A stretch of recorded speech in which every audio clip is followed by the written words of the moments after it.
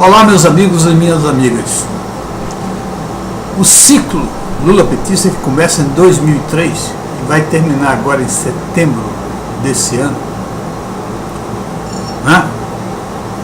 está chegando ao seu final. Evidentemente é bom que a gente faça uma análise de qual vai ser o legado, qual vai ser a herança desta dupla Lula-Dilma para os próximos governantes desse país. E eu quero lembrar bem que no início do período Lula, lá em 2003, ele e a Dilma Rousseff começaram a falar sobre a herança maldita que receberam do governo Fernando Henrique Cardoso. Eu me lembro agora, a mesma coisa de você comparar o mensalão com o petrolão. Quando você pega o petrolão que olha o mensalão foi café pequeno. É a mesma coisa. Se você olhar a herança que o Fernando Henrique deixou para o Lula, e o que Lula vai deixar, Lula e Dilma vão deixar para frente, é um negócio extraordinário, tá certo? O Fernando vinha de crises econômicas internacionais, mesmo assim conseguiu organizar a economia. Vinha de uma época muito ruim, da ditadura, o Collor, etc. E ele conseguiu organizar de uma certa maneira o país, e o país estava começando a querer crescer. E aí entregou nas mãos do senhor Luiz Inácio Lula da Silva. E aí nós vamos ver o que o senhor Luiz Inácio Lula da Silva fez com isso. Na realidade, se a herança do Fernando Henrique para o Lula foi considerada herança maldita, a herança Lula-Dilma será uma hecatombe para os próximos governantes. Vamos ver. O que eu digo hecatombe? Olha, redução, vamos ver aqui, redução, desorganização brutal dos negócios. Não tem um setor que não tenha completamente devastado, com efeitos terríveis dessa administração Lula-Dilma. Taxa de desemprego alta, mais de 10% e em aceleração. Investimentos em queda. Destruição avassaladora na área da saúde. O atendimento de saúde no Brasil é caso de polícia. Isso sim. Educação é outro caso de polícia, educação no Brasil. A infraestrutura está arrasada, sem investimentos na infraestrutura. Inovação e tecnologia foram abandonadas, inclusive o governo Dilma reduziu as verbas de inovação e tecnologia. Renda dos trabalhadores em queda, esse ano caiu 4% da renda dos trabalhadores. Inflação alta, nós vimos aí, e está caindo a inflação em função, não de uma administração boa, em função de que a economia está quebrada, está se destruindo cada vez mais. E além disso tudo, a maior taxa de juros do mundo.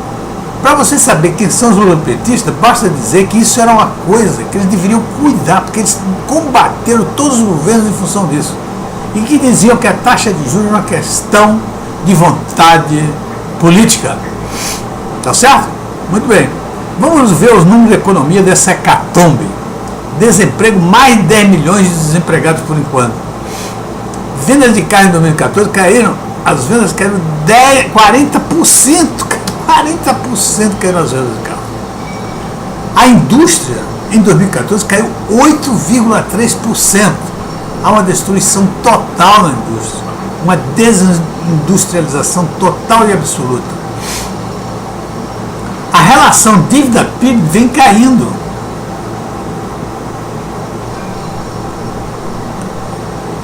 Não é PIB, desculpa, não é, a dívida é o contrário. Isso aqui está errado. Isso aqui é investimento.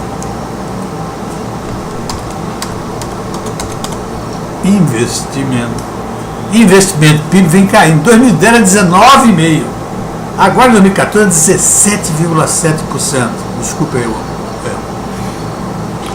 O ciclo Lula-Dilma, que se iniciou em 2003, vai encerrar agora em 12/5 de 2016, foi o pior ciclo de crescimento econômico da história republicana do Brasil. O pior já houve em toda a história do país. Muito bem. Vocês me desculpem aqui, mas eu tenho que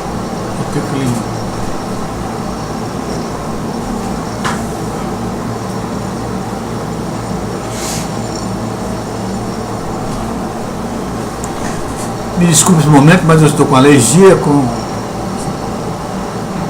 uma espécie de sinusite. Mas eu acho que agora já limpou e vamos em frente. Então, veja só. Não sei se você se lembra quando o Lula começou a dizer que ele não podia errar, que ele ia dar o espetáculo, ia mostrar o espetáculo do crescimento do governo dele. Foi esse o espetáculo do crescimento.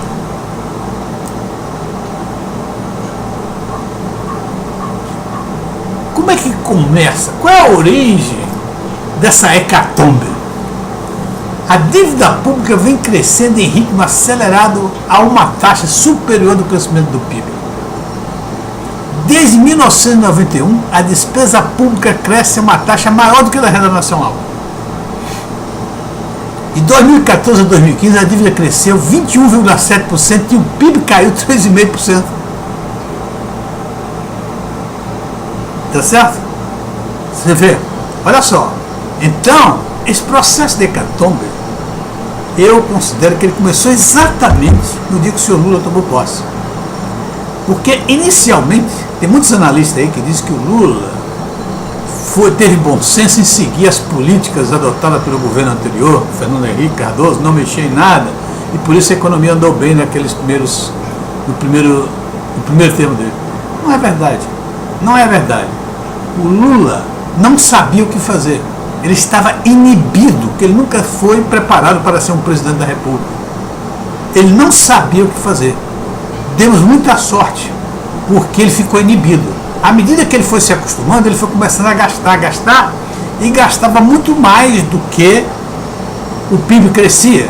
Só que nós não víamos isso porque estava numa fase espetacular da economia mundial, onde a China estava comprando todas as matérias-primas do mundo e o Brasil era um dos fornecedores. Com isso a gente não notava que o gasto dele também é excessivo. Então, a minha teoria é que essa hecatombe começa exatamente no dia que ele toma posse. O que é que você pode esperar de um governante analfabeto em pleno século XXI comandando a economia com o Brasil? Só pode esperar o que deu, o que aconteceu, não é surpresa nenhuma. Qual foi a única solução encontrada pelo governo para essa dívida pública crescente, né, em ritmo acelerado, mais do que o crescimento da renda nacional? Simples, a coisa mais fácil de fazer, tá certo? Aumentar a carga tributária. E foi assim que o governo Lula petista fez, aumentou a carga tributária. Lá, em 1991, esta carga era da ordem de 25% do PIB.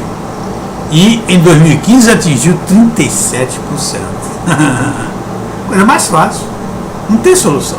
Ele foi gastando e tomando dinheiro nosso, dos contribuintes. O Brasil está quebrado. Vai entregar o Brasil quebrado. O Brasil já está quebrado. De 1991 a 2015, a renda cresceu 103%, enquanto a receita tributária cresceu 184%. Se você fizer a continha aí, os 103 dividido por 180, vai dar mais ou menos uns 45% a 46%, que é o governo se apoderando das receitas da economia.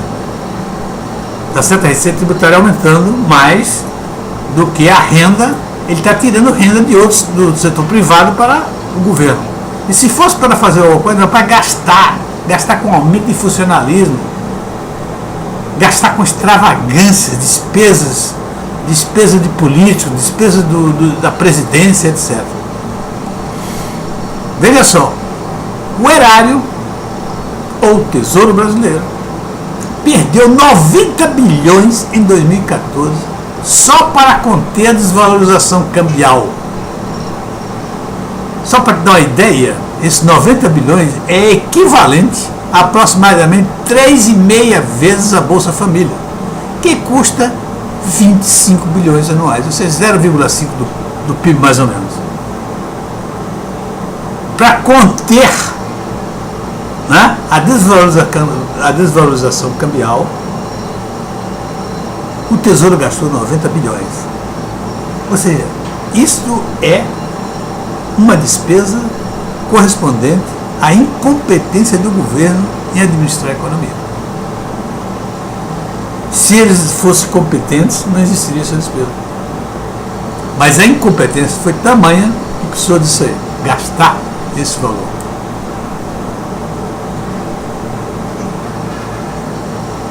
O Brasil está quebrado. A dívida da Petrobras, devido principalmente à corrupção promovida pelo governo Lula-Dilma, atingiu 500 bilhões. É fácil imaginar que desses 500 bilhões aí, metade, aproximadamente, foi para financiar a campanha do governo e financiar a riqueza do senhor José Dirceu, a riqueza do senhor Luiz Inácio Lula da Silva e a riqueza de outros mais que nós não sabemos ainda. Tá certo? Muito dinheiro entrou no bolso deles, em função de tirar dinheiro para a campanha. A campanha foi o álibi, foi muito dinheiro para lá, mas muito dinheiro está no bolso do senhor Sítio, está no bolso do senhor Lula, Triplex está no bolso do senhor Lula, e tudo isso custou a quem? Custou a Petrobras, porque contratos foram superfaturados para poder permitir que se desse um sítio, para que se desse um triplex, e esses contratos superfaturados foram pagos a mais por quem? Pela Petrobras, que é financiada por quem? Pelos contribuintes brasileiros, ela pertence ao governo brasileiro. Tá certo? A Petrobras hoje é a empresa não financeira mais endividada do mundo. Em função de quê? Da corrupção. Qual era o objetivo? Manter Lula e a corja de vagabundos no poder. Por que a dívida brasileira é impagável? Porque o governo Lula-Dilma, né? A dívida que nós temos hoje, o governo, é impagável. Por quê? Porque o governo Lula-Dilma atingiu o paroxismo em relação à administração da dívida. Uma dívida enorme, corrigida pela maior taxa de juros do mundo, e o governo gastando cada vez mais e produzindo cada vez menos. O que vai acontecer? Nós vamos caminhar para uma explosão da dívida, explosão do governo. A não ser que aconteça alguma coisa no caminho, como parece que já está acontecendo. A saída de Dilma e desse pessoal do governo. Pode ser que isso aí seja interrompido, isso. Mas olha só, enquanto a dívida cresce rapidamente, e nós vimos, só no último ano cresceu 21,7%, olha o que aconteceu. Em 2014 para 2013, o PIB cresceu 0%. 2015, cresceu negativamente, menos 3,75%. 2016, a estimativa, que pode ser mais do que isso, é de um crescimento negativo de 4%. E já em 2017, um crescimento de 1%. Se não for negativo, tá? Muito bem. Mais uma coisa que nós precisamos perceber. Pagamos cada vez mais juros, 14,25%, a maior taxa de juros do mundo. Promovida porque pelo governo do PT, aquele que detonava todos os governos anteriores por causa da taxa de juros, dizia que isso era questão política e que no governo PT não aconteceria isso. A própria Dilma foi para a televisão espinafrar os banqueiros, porque ela disse que no governo dela não aceitaria uma taxa de juros alta. Olha aí onde é que está, 14,25% ao ano, sobre uma dívida que não para de crescer. Viu lá, 2015 para 2014, 21,7% de dívida pública aumentou no Brasil. E geramos cada vez menos riqueza para pagar essa dívida. Enquanto cresce 21,7% a dívida em 14, né, em 15, 2015 2014 cresce 21,7%, olha aqui. Em 2015, o que foi que aconteceu? Crescemos menos. Ou seja, caímos 3,75%. E está previsto 4% negativo. Portanto, essa dívida, meu amigo, é impagável. Olha só que coisa interessante. Somos um dos poucos países do mundo em que a despesa primária do governo supera o valor do investimento. Nós não investimos. Nós gastamos muito mais do que investimos. Qual o superávit primário em 2007 necessário para que a dívida fique estagnada e caia? Superávit é uma economia feita pelo país para pagar os juros da sua dívida.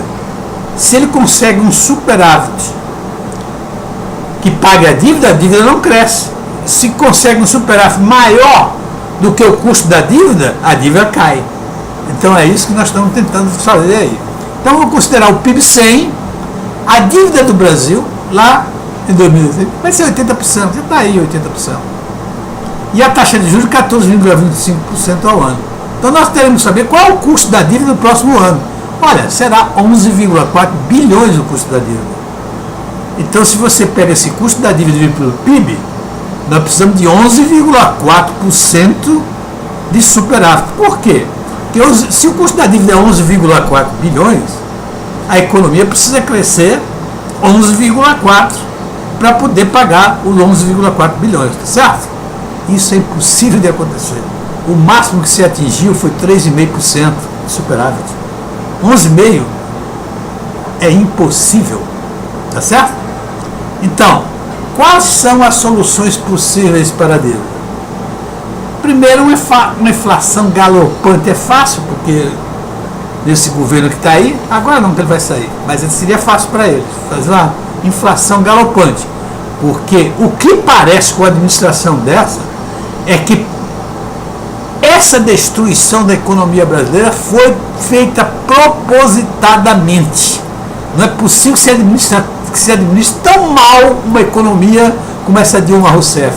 Aquela que se dizia PhD economia. Ou seja, PhD economia era uma mentira. E como é uma mentira que ela sabe economia.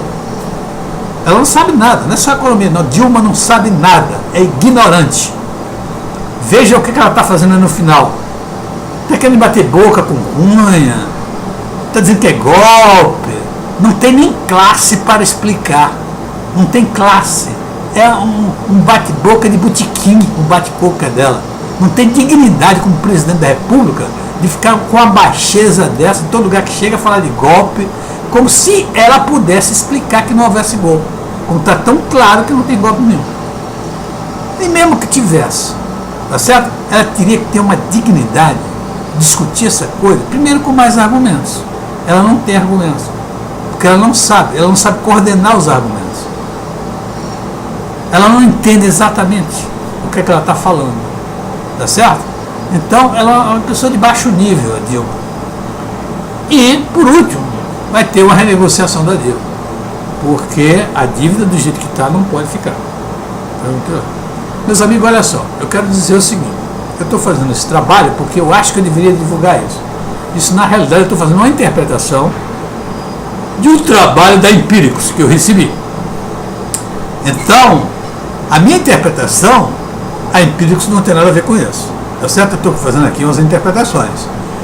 Então, se ela é ruim ou etc. tal, é minha responsabilidade. Agora, uma coisa eu quero agradecer a Empírico, os números que ela colocou nesse trabalho, e que ao ler esse trabalho eu cheguei a essa conclusão que eu estou dando para vocês. E gostaria, não quero, eu estou colocando no YouTube. Se as pessoas tiverem interesse, dá uma olhada para saber por que nós estamos numa situação difícil. E vai ver a tremenda incompetência de um governo que gasta muito mais do que investe. Me parece uma coisa propositada. Como destruir um país que tinha um futuro melhor? Tá certo?